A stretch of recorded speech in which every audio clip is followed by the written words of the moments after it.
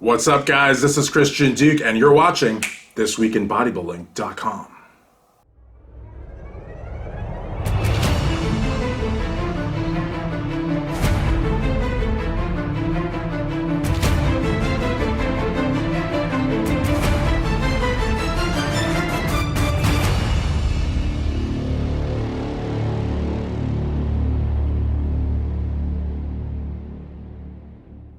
All right, guys, we're back. It's Thursday, June 3rd, and the world of bodybuilding is preparing itself for another epic showdown. This one in the Windy City, the 2021 Chicago Pro.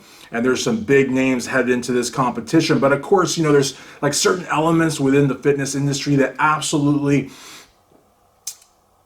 like require there to be a feud, require there to be drama, require there to be negativity, because without that, they have nothing to write about. So, you know, as I said on last week's edition of This Week in Bodybuilding, major kudos to Nick Walker, who basically put to bed the rivalry with Blessing Wadabu. He was just like, look, Blessing is going to be a great bodybuilder. You know, we live close by. Let's do a training video. Let's bury this thing. It's all over. So it's like the industry, some of these, you know, talking heads, not myself included, because I'm too busy and I don't like subscribe to that. I'm a creative person. I'm a writer. I do 10 articles a month for Iron Magazine, and none of which involve drama. But certain elements in the fitness industry that will remain unnamed are now trying to pin, you know, Hunter Labrada and Sergio Oliva Jr., and they're trying to put them on a collision course to Chicago.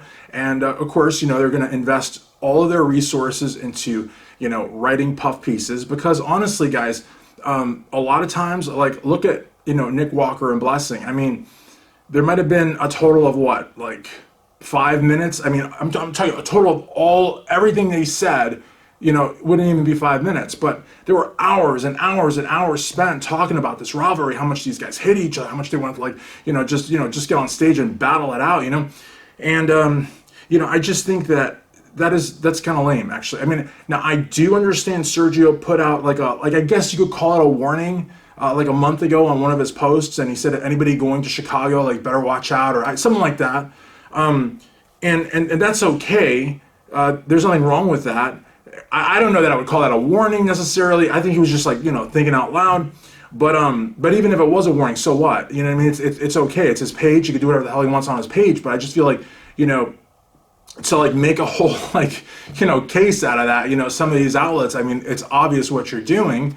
And I mean, me personally, I love Sergio. I think Sergio is an amazing bodybuilder. I think he's very outspoken. I think he gets that from his dad, and I don't think there's anything wrong with being outspoken, but there's a price to pay for that sometimes, you know, unfortunately. And I know, because I paid it, and I pay it happily, because, you know, I'm going to say what's on my mind. But you know, he's a fantastic bodybuilder and very overlooked, you know, because of the fact that, you know, like Hunter, he's a legacy. And so he's going to be held to a much higher standard than any other bodybuilder. A lot of people are like, well, you know, he probably had a lot of breaks. Well, you could look at it that way if you want, and maybe he did for like a split second, but I mean, he's like largely living in the shadow of his father, just like Hunter. And so they have to, you know, try twice as hard as the next guy just to really have like their own, like their own claim to fame, if you will, in the sport of bodybuilding. So I would say that legacies have it far harder than your average guy, but that's just me.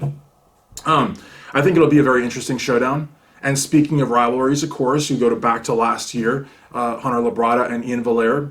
The media also, you know, tried to blow that up, and, you know, I wrote an article about it, because like what I do at Iron Magazine, what I do here at This Week in Bodybuilding, is I will cover the news if it's just like, if it's becoming to the point where everybody's talking about it, then yes, I will cover it, and I will cover it after everybody else. But there's a race between certain YouTube channels and certain websites to get the story out first, and sometimes to put out a story that has no factual basis, but just to be able to say they put the story out first so they can say we are like the cutting edge of breaking news. We may not be right half the time, but aside from that, we're like the first to report, which I think is extremely lame, and I think it's very, very problematic, to say the least, because your credibility starts to, like, you know, diminish more and more each time you have to put out a retraction. I mean, you may be the first to come out with something, but then if you're constantly having to retract because you don't want to get sued or because you don't want to get your video pulled by YouTube, then it starts to make you look kind of like clickbait. You know what I mean? But we're not going to judge because that's not what we're here to do. I'm just here to say that the media loves rivalries. You know, Ian Hunter, Sergio Hunter, Nick Blessing, and it's like, to me, honestly, I think Sergio and Hunter will do fantastic in Chicago, and no disrespect to either one of them. I interviewed Hunter when he turned pro at the Nationals a couple years ago. I think he's a terrific kid. To me, he's a kid. I think he's awesome. I think that what he did from the 2018 Nationals to his pro debut was nothing short of amazing, and I think that he's going to be a powerhouse in the sport of bodybuilding. My prediction for Chicago is the Brooklyn Beast, Akim Williams, who was top 6 at last year's Mr. Olympia, who is probably one of the most underrated bodybuilders that I've ever really come across in quite some time.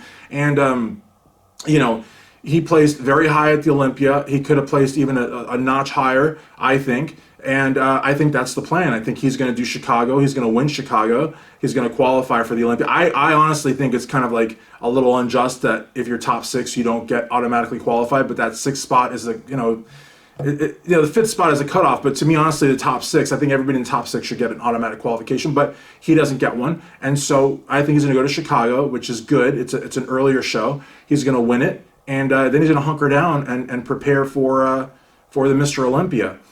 So that's my prediction. I would say Akim first, and then Sergio Hunter second or third, either or. And I think that's an amazing placing for both of them. But I mean, come on, guys, you got a top 6 Olympian there. No disrespect to Sergio Hunter or anybody else, but top 6 Olympian. And we're back. Remember, This Week in Bodybuilding presented by TitanMedicalCenter.com for all your TRT medical weight loss, glutathione, injectable vitamins, and the new ECA Plus stack. Head on over to TitanMedicalCenter.com. This next story is extremely upsetting. You know, I consider my gym to be my second home, and I know a lot of you do as well. So the MIG, Miami Iron Gym, they call it the Miami Mecca. I've been there a couple of times to film. I got to tell you, hardcore gym, hardcore music, hardcore people, super clean, super inviting. Anyways, some of the people that train overnight there have decided that they're going to piss all over the bathroom floor, steal the toilet paper, and leave syringes in the toilet. So the gym's response is either close at 11 or raise rates because they've got to pay for all the damages. But I think it really comes down to policing, guys. If you consider the gym to be your second home, you've got to protect your home. You've got to watch over your home. And so if somebody's going to go to your home and piss on the bathroom floor and steal the toilet paper and leave syringes in your toilet, I don't know how you would deal with that. But I'm just going to say that whoever's doing this, pray to God you don't get caught by the wrong person, and please stop, because that's a great gym. You're a piece of crap. Go somewhere else.